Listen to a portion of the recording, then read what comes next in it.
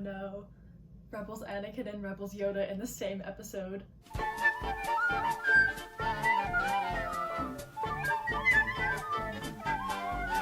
The episode was too good, so they had to put it in check.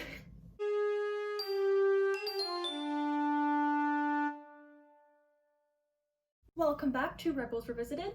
We're really getting to the end of season 2, and this is a huge episode, so let's not waste any time. This is Shroud of Darkness Revisited. The opening scene throws us right into the action with Kanan and Ezra fighting the Inquisitors on a planet that officially cannot be used as a base. I love getting to see Kanan and Ezra working together. They do this move where Kanan, force throws Ezra, and that move's referenced in Twilight of the Apprentice. And I think they did something similar in Homecoming too. I love details like that. Another fun thing is the seventh sister flirting with Kanan because, of course, Freddie Prinze Jr. and Sarah Michelle Gellar are married in real life. So that was a fun nod to them. Fun Easter egg, sort of. And now we're not having any more fun. No more fun for the rest of the episode. It's all just heavy character work from here on. We pick up with Ahsoka, who is watching tapes of Anakin and meditating. Through this, she kind of gets to introduce Ezra to Anakin.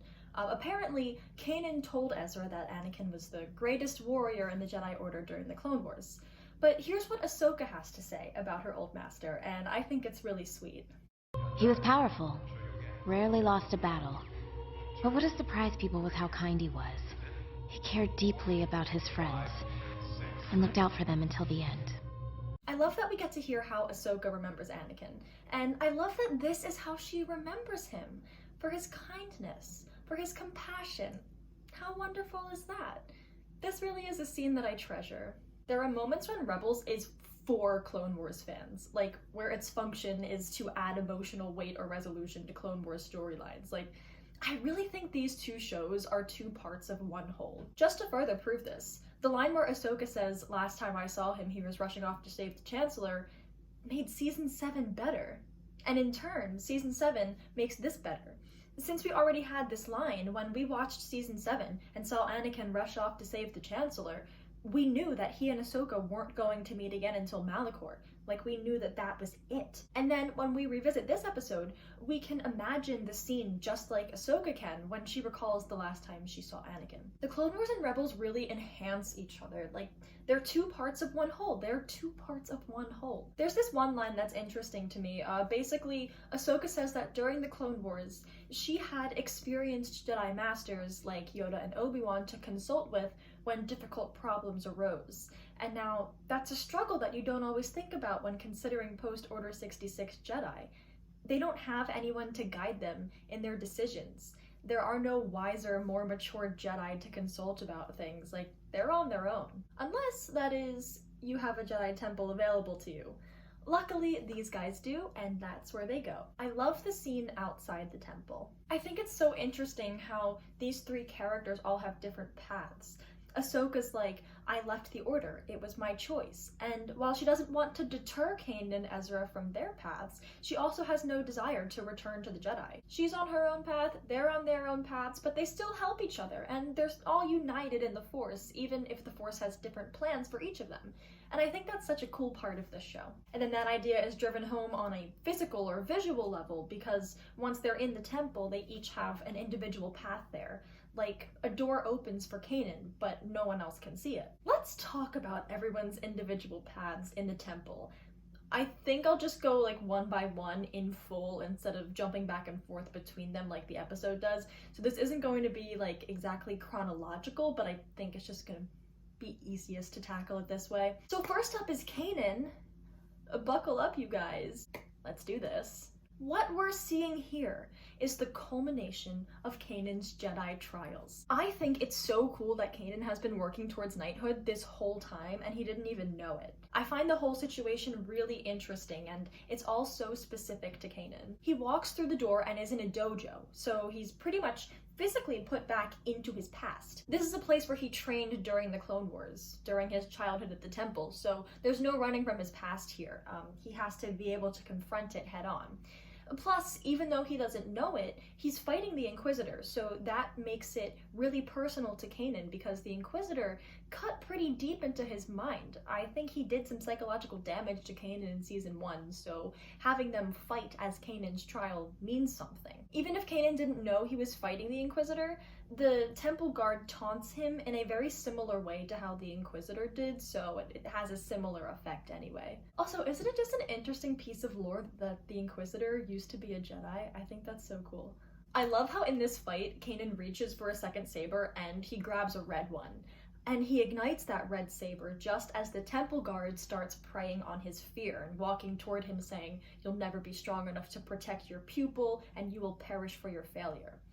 And then Kanan kind of eyes up this red blade before jumping back into the fight. So he has blue in one hand and red in the other, and the red is activated just as the Temple Guard starts to prey on his fear. So the Temple is testing his resistance to the dark side right now, testing Kanan to see if he can balance his emotions. The lightsabers Kanan's using are symbols for that internal struggle. And then, finally, the culmination of Kanan's trials. Take a look. Even now, the servants of the dark side come for your apprentice. You cannot fight forever. You're right. I can't protect Ezra forever. Not even from himself. All I can do is what I've done. Train him the best I could.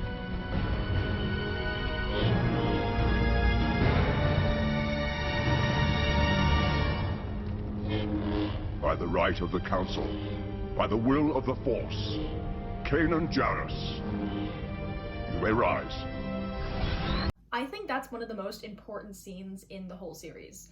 Kanan has been overcoming his fear in stages, but here is where he proves that he can have mastery over it.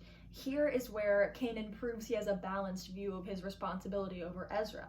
You know, Kanan has a huge responsibility to train Ezra as best he can, and that's true, but he also has to accept that Ezra is his own person and his own Jedi. If Ezra turns to the dark side, that's not completely Kanan's fault, and that can be a hard pill to swallow. For one thing, it's acknowledging that there's a part of the situation that Kanan just has no control over, and he can do his absolute best as a teacher, and he can do everything right, and Ezra can still turn, and that's kind of terrifying.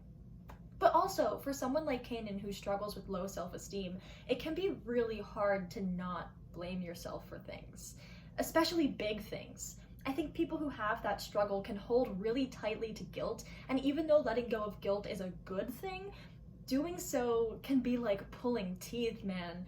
But a Jedi can't live like that, right?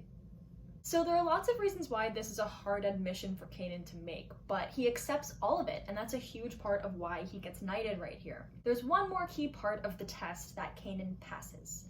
Right before he gets knighted, it looks like the Temple Guard is going to behead him. Kanan accepts that fate, proving that he's not afraid of death and that he can accept the repercussions of what may happen in the physical world once he becomes one with the Force. So that was the final step, and with that, he finally reaches knighthood. This makes me really emotional. Like, I'm so proud of him. Kanan Jarrus Jedi Knight, you guys. Kanan Jarrus Jedi Knight. He had to work so hard to get to this point, and I just it's so satisfying to watch him overcome just that mountain of emotional issues that were standing in his way of getting to this point. He overcomes all of that and he gets here, and it's so satisfying. Let's take a second to breathe. That was a lot. Okay, on to Ahsoka. Let's kick off this section with a punch in the gut. Ahsoka, why did you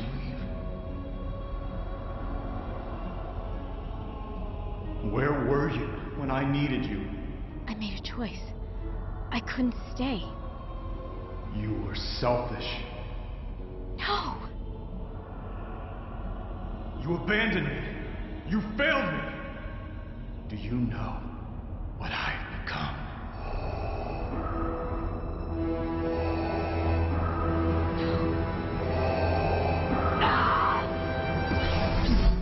Shut up! Shut up! Okay, for one thing, hearing Matt Lanter again. Sometimes Rebels just is for the Clone Wars fans. It's for the Clone Wars fans. I can't believe Clone Wars fans spent so much time hating on Rebels. They could have been getting more Clone Wars the whole time. They could have been seeing those stories advance in a really emotionally engaging way. Like, they were missing out. Matt and Ashley are so good in this scene. Oh my god, their performances are just so filled with emotion. And I love what's going on in this scene. Now, the Temple's testing Ahsoka, and it cuts right to her heaviest decision, leaving the Jedi Order. It uses her love for Anakin against her, preying on her guilt. Gone is the Ahsoka from earlier in the episode who confidently and calmly said, "I left the Order, it was my choice." She's saying the same things, but now there's this air of desperate justification. You know, she's trying to justify that decision, and she doesn't sound so sure of it anymore. And this adds so much depth to her character because I think both things are true. She is confident about her decision to leave the Order, and she feels sure that it was the right path for her, and she's sticking to it. But there's also a part of her that will always love Anakin, and that feels guilty for leaving him behind. And that part tells her that she was selfish, and that she abandoned Anakin, and that she failed. I'm so glad that Rebels gave us a look into the emotional depth that Ahsoka's decision holds, even years after she made it. The Clone Wars, it wasn't possible to tackle that in the Clone Wars, so I'm really glad that Rebels took advantage of the special position it was in to get into that. And the Darth Vader tease gives me chills. When I covered Siege of Lothal, I said that I think Ahsoka knew deep down that Vader was Anakin after she connected with him through the Force, and I think this confirms that. The Temple doesn't really introduce new things to people. It uses things in a person's conscious or subconscious to test them. Now, Yoda can be new to people like Ezra because he's there through the world between worlds. That's a different thing. When the Temple is testing someone, it almost only uses things that they know, like Ezra was tested by the Inquisitor and the Ghost Crew in Season 1. Kanan is in a dojo like the one that he would have trained in as a child. Both of them had to confront the fears that were at the front of their minds. So it's reasonable to guess that Anakin being Vader is something that Ahsoka had probably already suspected, and now the Temple is pulling that out and using it against her. Ready for Ezra's section? It's really more like Yoda's section, but for the sake of structure, we'll call it Ezra's section. First, listen and observe. Master Yoda, you're powerful. You must know a way to destroy Vader and his Inquisitors. Padawan. Thousands of Jedi once there were. Then came war. In our arrogance, joined the conflict. Swiftly we did. Fear, anger, hate. Consumed by the dark side, the Jedi were. Was it wrong for the Jedi to fight? Is it wrong for me to protect my friends? Wrong. A long time fought I did, consumed by fear I was. Though see it I did not. You were afraid? Yes, afraid. Surprised, are you?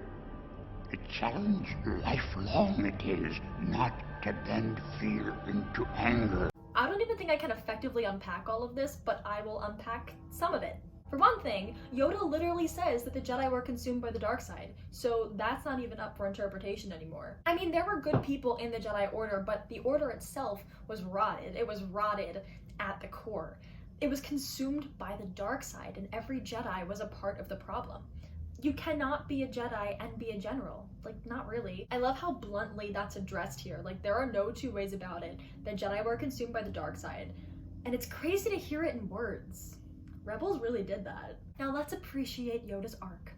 I think this episode and Yoda's arc in Season 6 of the Clone Wars sort of go together, and I think that they make up a really interesting and underappreciated section of his character development. Yoda had to step back and come to terms with the flaws in the Order that he led. He had to think about the future he wanted, realize that that's not the future he created, and come to terms with his sins, and he became so wise because of it. I love what he says about fear, that he didn't realize he was consumed by fear and that it's a lifelong battle to stop fear from turning into anger. Earlier in the episode, Ahsoka had a great quote about Yoda that I'm just gonna play now. When I was young, he seemed happier. As the Clone War dragged on, he carried a great burden, a deep sorrow, as if he knew before anyone else that one time was ending and another beginning. So Yoda really carried the sins of the war. He felt the weight of it, and he felt the strain that it put on the Jedi Order. Even if he didn't consciously realize it at the time, he still felt it. The Clone Wars seriously damaged Yoda in a way that we don't really see from too many Jedi, not as explicitly as we see it with Yoda. He put a lot of thought into how far gone the Jedi Order had become. So, in the end, Yoda's experiences left him with a more balanced and realistic view of staying in the light. If you are afraid of fear, then you're still fearing something. I think the Jedi as a whole feared fear. The way that they approached doctrine made them suppress emotions instead of confronting them. But now Yoda is wiser, and he accepts that fear is natural, and that it is a battle to stay in the light, a battle that one must fight for their whole life, even if they are the Grand Master of the Jedi Order. No amount of experience or no rank cancels out fear. But I really like that Yoda acknowledges that fear is natural, and the important thing is to not let that fear morph into something that you can't control and that will take you to the dark side. Oh, it's so good. It's so good. That was so disjointed. That didn't even make sense. I did not effectively cover this. I know I did not effectively cover this. There's too much to unpack, but the whole episode is too much to unpack. I can only do so much. And now we get to talk about Ezra a little. We're still talking about Yoda though. Take a look at this exchange. Yeah, but Master Yoda, how are we supposed to win if we don't fight back? Win? Win. How did I choose to win? The question is. We already chose. We're going to fight. Fine, Malachor. For one thing, this shows how Ezra is dangerously susceptible to being seduced by the dark side. Yoda shared his wisdom about how fighting caused the dark side to consume the Jedi, but Ezra is still hell-bent on fighting.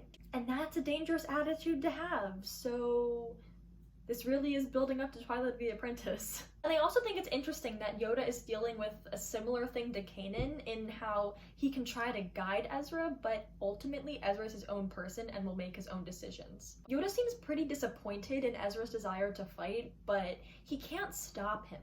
This is ultimately a part of Ezra's path, and he has to make these decisions for himself. So that's where we leave Ezra, with this fire in his soul and with a bit of anger and with information that could make or break things for him. He's very far from being enlightened. He's in a pretty precarious place. Now, we still have 2 more episodes until Twilight of the Apprentice, but I think this episode is really the setup for it, especially in regards to Kanan, Ahsoka, and Ezra. This episode leaves Kanan with newfound confidence and clarity, which is the perfect setup for the finale because he's going to get knocked all the way down, and he'll have to dig up that confidence and clarity to come back stronger. Now with Ahsoka, it leaves her with Anakin and Vader living in her head, and she's going to confront that head on in the finale. Like, she is going to come face to face with that. And like I was saying before, Ezra is poised to fall under the spell of Maul and the dark side. So yeah, get excited guys, Twilight of the Apprentice is coming. Well, I am brain dead. I can't believe I'm doing this on top of college. Like, what's wrong with me? How much work do I want to do? I am basically writing 1 or 2 analysis essays a week, like, just for fun. Why do I enjoy this? I feel like there is smoke coming out of my head right now, like my brain overheated. Thanks for hanging in there with me, guys. I hope you were able to get something out of this craziness. Thanks for watching, and may the Force be with you always.